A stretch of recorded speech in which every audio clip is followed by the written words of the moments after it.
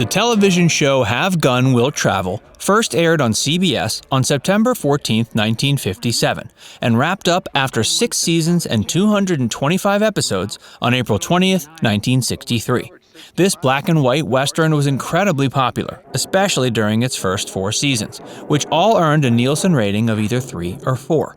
While the last 2 seasons dropped somewhat in popularity, the show still remains beloved by many older fans. In fact, some channels still air reruns of the show. Have Gun, Will Travel was nominated for 3 Emmy Awards: Best Actor in a Leading Role in a Dramatic Series, Best Western Series, and Outstanding Performance by an Actor in a Series. Furthermore, Gene Roddenberry, one of the show's writers, was awarded the Writers Guild of America Award for Best Original Script for the 16th episode of Season 1, Helen of Abajinian. Have Gun, Will Travel is set in the Old West in the late 1800s. It follows a character known simply as Paladin, who's played by Richard Boone. Paladin is an expert gunfighter and investigator, and he spends his time traveling around the Old West and solving problems for civilians in exchange for money. Usually, Paladin charges a hefty fee to his wealthier clients. At times, he charges as much as $1,000, which was equivalent to about $26,000 at the time.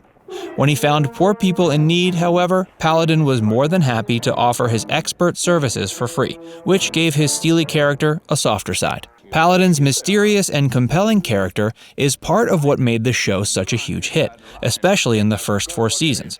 But Paladin wasn't just a run-of-the-mill cowboy. The mercenary had a permanent residence in San Francisco, where he lived as a businessman and socialite. Paladin frequently quotes literature and philosophy, setting him apart as a rather learned man. This made his character quite different from the lead characters of other Western TV shows. Have Gun, Will Travel was immensely popular during its time, and while it's more of a relic today, the show still has many nostalgic fans. However, decades after the show first aired, a lot of facts about the show's production have been unearthed. In today's video, we're going to delve behind the scenes of Have Gun, Will Travel. Unfortunately, the show wasn't beloved by everyone. Make sure you stick around because we're going to reveal how the creators of the show were hit by a hefty lawsuit. The show had an unusual filming process. Western TV shows were all the rage in the 50s. So much so there was an entire street dedicated to the genre.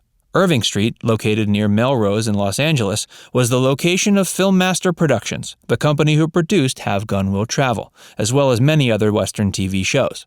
This street contained many Western-style buildings and set pieces, and many Western show directors used it for filming. However, Have Gun, Will Travel did things a little differently.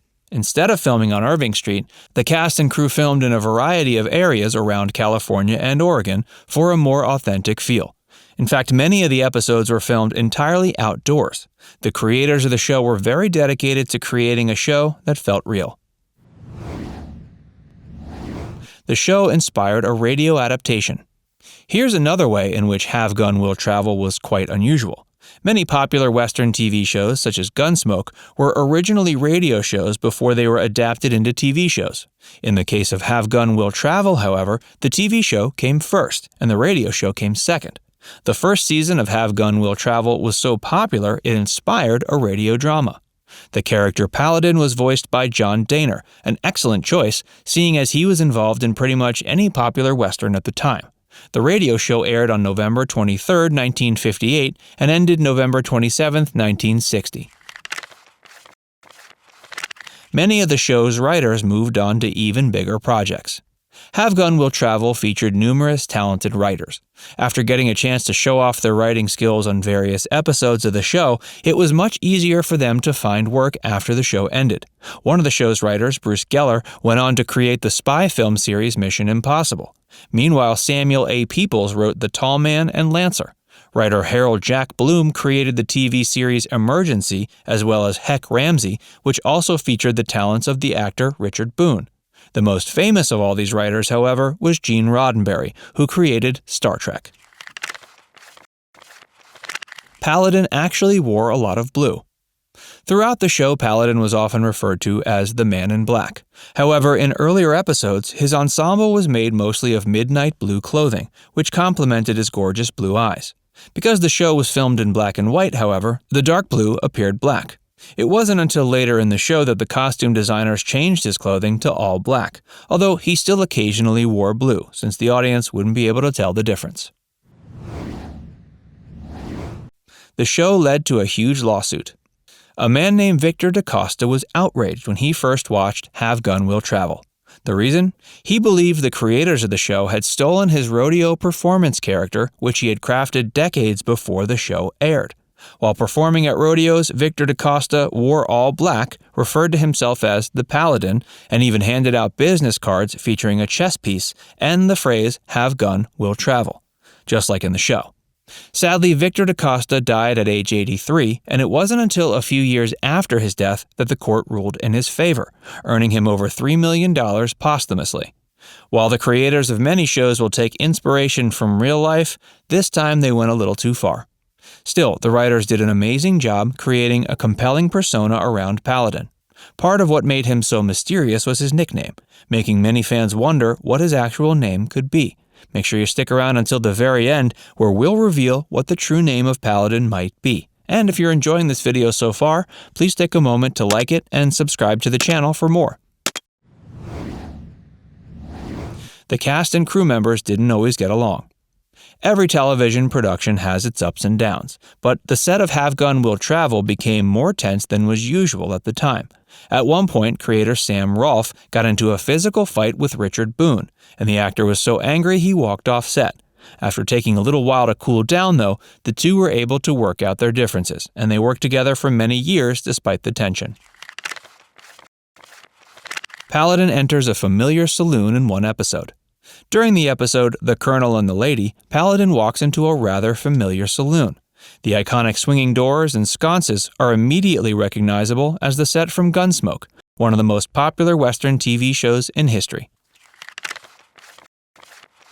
Bernard Herrmann copied music for the show's opening theme.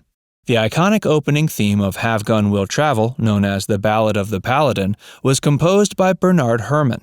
The most recognizable part of the theme is its 4-note motif, which played at the beginning of every episode.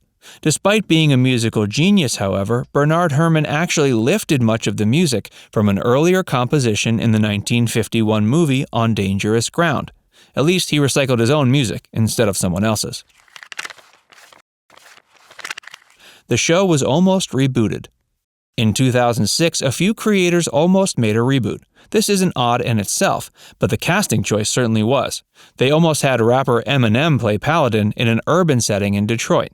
This wasn't the first time the show was almost rebooted, though. In 1997, there was supposed to be a film version starring John Travolta. Unfortunately, neither came to fruition. Paladin's real name may have been revealed. Throughout the show, millions of audience members were captivated by the mysterious character Paladin. Part of his mystery was that nobody knew his real name. However, a few authors tried their hand at writing tie-in novels for the series. One of these books, A Man Called Paladin, was written by Frank C. Robertson. In this novel, Robertson reveals Paladin's true name to be Clay Alexander, though whether or not this name is considered canon is hotly debated among fans, since he wasn't one of the original writers on the show. Do you think Clay Alexander should be considered the true name of Paladin or not? Let us know in the comments below, and don't forget to subscribe to Factsverse for more.